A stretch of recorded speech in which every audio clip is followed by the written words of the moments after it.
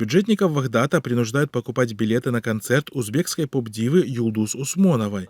Учителя, врачи и даже некоторые имам-хатыбы жалуются, что их заставили приобрести билеты на концерт узбекской певицы. Выступление состоялось в День молодежи 23 мая на городском стадионе, который вмещает 26 тысяч человек. Билеты на концерт стоят от 30 до 50 самани.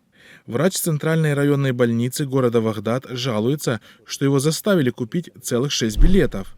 Сначала нас обязали купить по одному билету, лично я не был против, но на следующий день каждому врачу вручили по 5 билетов и заявили, пойдете на концерт или нет, но платить за билеты придется. Каждый билет стоит 50 самани, мне придется раскошелиться на 300 самани, рассказал журналистам врач.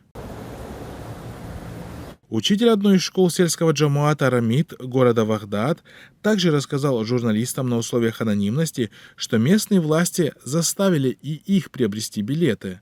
Нашу школу обязали приобрести 10 билетов по 30 самани каждый. Еще 10 билетов мы должны реализовать среди жителей села.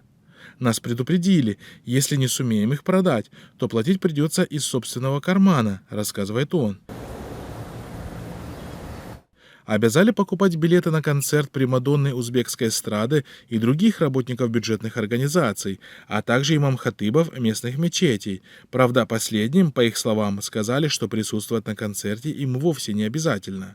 В хукумате города Вагдат подтвердили, что концерт состоялся в честь Дня молодежи по инициативе Министерства культуры Таджикистана.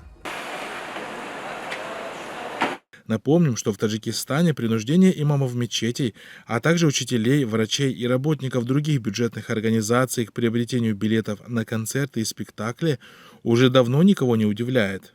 Не так давно учителя из Пенджикента пожаловались на то, что их заставляют покупать билеты на концерт звезд таджикской эстрады Мухаммад Рафе и Назии Кароматулло. Ракс бошад, суруд бошад, мусики бошад.